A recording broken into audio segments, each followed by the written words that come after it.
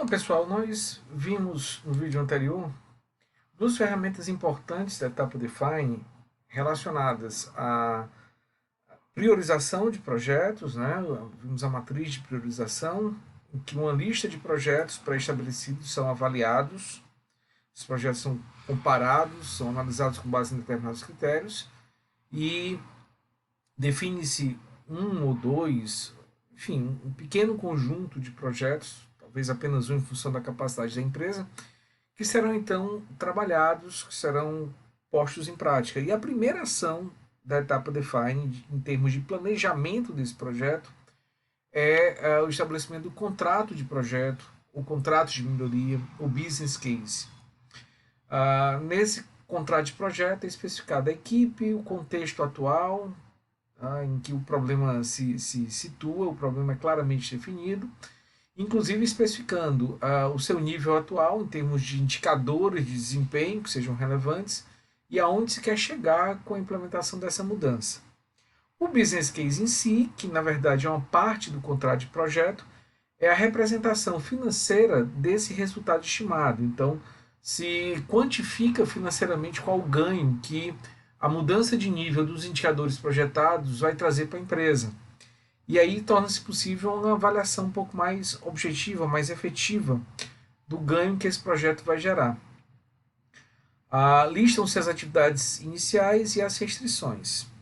Um ponto que chama atenção, que deve ter cuidado, é em relação à fixação das metas, né? Um ponto importante que vai resultar na estimativa financeira é que resultados para cada indicador crítico serão alcançados. É importante ter cuidado com a definição de metas e com a especificação de um conjunto muito amplo de indicadores, porque se não forem muito bem definidos, isso pode levar a algumas consequências como estreitamento de foco. As pessoas visam somente o alcance daquele indicador e muitas vezes o alcance daquele indicador, se não for bem definido, não necessariamente vai conduzir à melhoria que a empresa espera alcançar, mas, para todos os efeitos, o projeto foi avaliado com sucesso porque o indicador foi alcançado. Então, o foco não é o indicador em si, mas a melhoria. O indicador é um reflexo de todas as ações necessárias para chegar nesse resultado. Comportamento antiético, buscando alcançar esse indicador a qualquer preço, de qualquer forma. Aumento de assunção aos riscos, ou seja, as pessoas acabam muitas vezes correndo mais riscos, riscos esses que podem ser desnecessários ou podem não ser aceitos pela empresa, mas como a pressão pelo alcance das metas é muito forte, isso pode gerar a prática de comportamentos que não são muito adequados. Diminuição da cooperação, uma rivalidade interna não salutar, que pode acabar sendo gerada, e muitas vezes as pessoas se fecham em seu trabalho, já que tem que alcançar esse indicador e não dão o apoio necessário que outras equipes podem necessitar para fazer, inclusive, para implementações até mais importantes, e a diminuição da motivação intrínseca do trabalho se motiva apenas quando há um indicador a ser alcançado. Então, cuidado ao aplicar essas metas.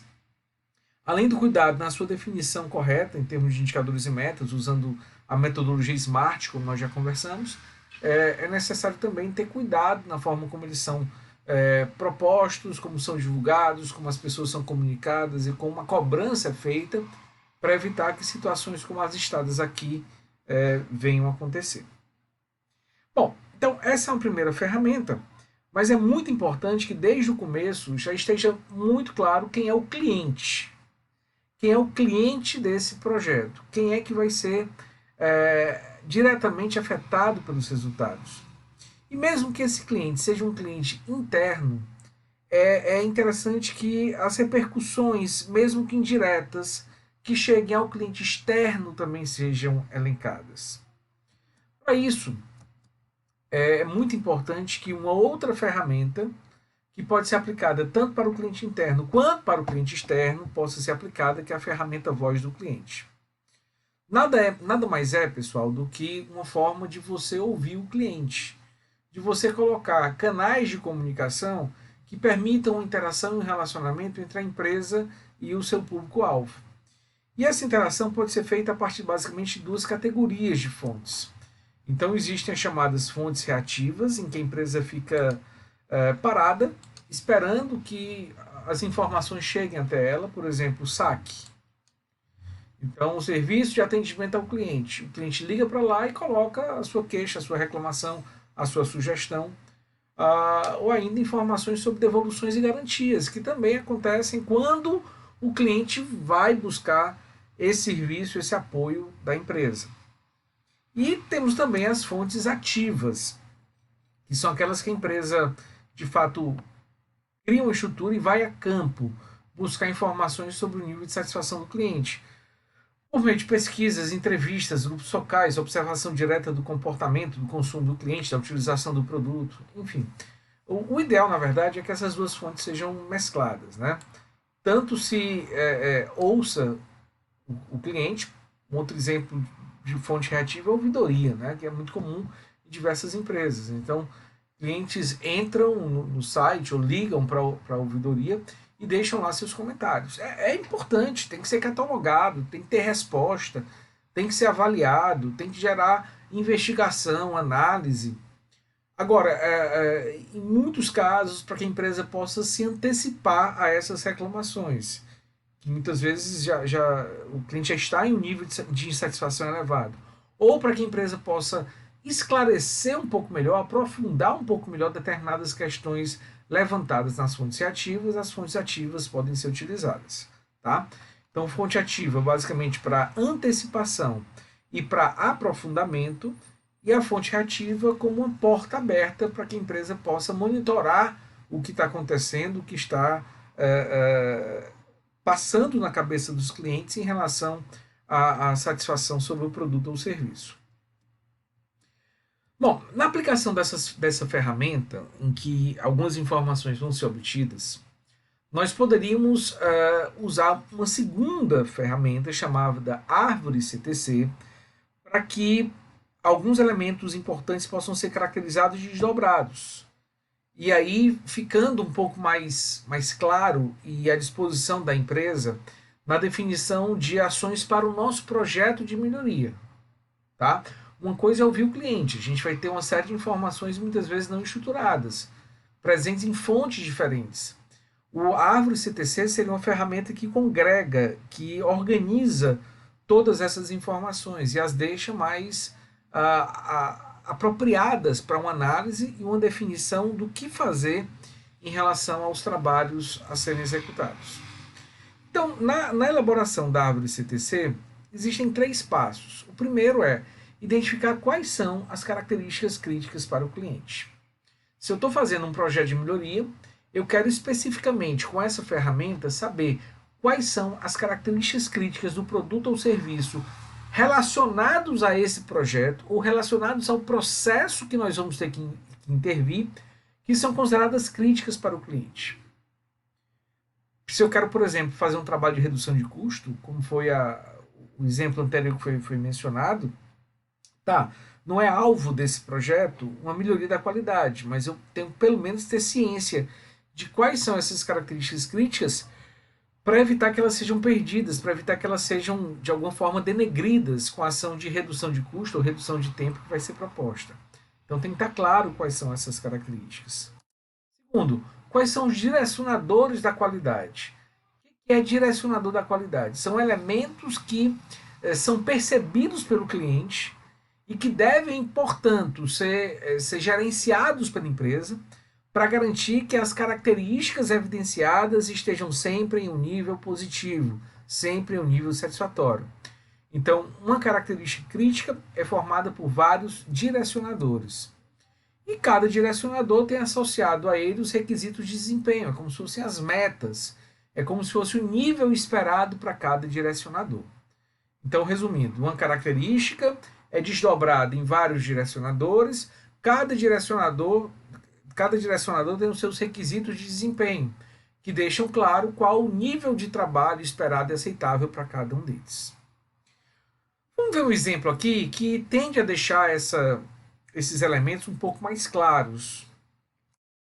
Vamos imaginar que nós precisamos enviar uma fatura para o cliente. Então, nós prestamos um serviço Esse serviço é prestado e o cliente precisa pagar. E nós vamos então, para que esse pagamento seja efetuado, enviar uma fatura para que o cliente faça o pagamento. Percebam que o nosso processo implica em vários resultados, em várias entregas para o cliente. A principal delas, lógico, seria a entrega do produto ou do serviço. Não se discute. Mas existe um outro processo que também tem que ser executado e bem executado. Esse pode ser o objeto da intervenção de melhoria que nós estamos realizando, que seria a entrega da fatura. E a fatura deve ser entregue com qualidade. Deve ser entregue com qualidade. O que seria isso dentro do que a gente estava caracterizando? A fatura entregue com qualidade é uma característica crítica. É um elemento essencial para que o cliente diga, não, de fato, estou satisfeito. Isso aqui me atende, isso aqui permite que eu faça o pagamento em dia. É totalmente de acordo com o que eu estou esperando. Essa característica crítica precisa ser desdobrada. Afinal, se eu digo, não, a fatura tem que ser entregue com qualidade, mas o que é isso? Com o desdobramento, aí sim nós vamos poder caracterizar exatamente o que é uma fatura entregue com qualidade. E aí nós poderíamos dizer, uma fatura entregue com qualidade tem que estar no tempo certo, tem que estar com o valor correto, ela tem que ser enviada, ela não pode ser esquecida e ficar na empresa ou ser extraviada. E ela tem que estar devidamente controlada, até para que nós tenhamos a segurança de que o cliente recebeu e quando ele recebeu. Então, esses elementos colocados aqui, como desdobramentos da característica da fatura enviada com qualidade, são chamados de direcionadores. Então, como eu falei antes, uma característica crítica é formada, é constituída, é caracterizada por vários direcionadores. E cada direcionador tem que ter o nível de trabalho considerado ideal, aquela situação que nós podemos dizer, não, o tempo é esse tempo tem que ser cumprido. Esses elementos são os requisitos de desempenho. Então, o que se considera aceitável em relação ao tempo? O cliente tem que receber a fatura pelo menos 2 dias úteis antes do vencimento. Tá? Se ele receber no dia do vencimento ou um dia antes, não tem qualidade. Pior ainda se receber depois. Valor. O valor tem que estar correto. O valor tem que estar exatamente de acordo com o contrato. Então não pode ter cobranças indevidas, não pode vir a menor nem a maior. Tem que estar exatamente de acordo com o contrato. O envio. A fatura tem que ter sido enviada. Então espera-se que todas as faturas dos clientes ativos, de fato, saiam da empresa e sejam entregues. E o controle, todas as faturas devem ser registradas. Sabendo então os níveis de desempenho esperados, nós podemos então criar indicadores, que seria o último elemento, que deve inclusive alguns deles estar presentes lá no nosso contrato de melhoria, que possam caracterizar a presença e o nível adequado de cada um dos direcionadores. Então, o tempo para enviar fatura, o percentual de faturas enviadas fora do prazo, com relação ao valor, o percentual de faturas com valor incorreto, o percentual de notas de crédito para corrigir eventuais faturas lançadas com valor incorreto, percentual de faturas enviadas, espera seja 100%, e o percentual de faturas que foram registradas, espera-se também que sejam 100%, caso a empresa queira que todas elas sejam devidamente controladas. Tá? Então, com base nisso, é totalmente possível para a empresa ter uma visão do que ela deve observar ou para passar a alcançar, caso ela ainda não alcance, e caso o seu projeto esteja vinculado à melhoria dos resultados, ou para manter esse resultado, tá? Manter esses níveis, caso o objetivo da empresa seja, então, a partir de agora, reduzir o custo, mas garantindo que o mesmo resultado considerado crítico para o cliente seja alcançado. Perceba então, com essa ferramenta, como a empresa passa a ter à sua disposição, passa a ter na sua mão, uma série de elementos que podem facilitar bastante a sua gestão.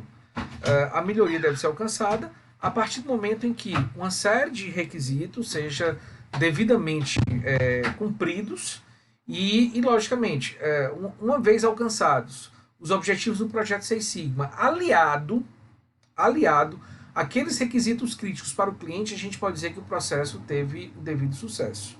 Não adianta chegar na redução de custo estimada pelo projeto, não adianta chegar na racionalização proposta pelo projeto, se aquilo que o nosso cliente considerar crítico, estabelecido por meio dos direcionadores, for denegrido, não for mais alcançado. Eu não posso dizer que um projeto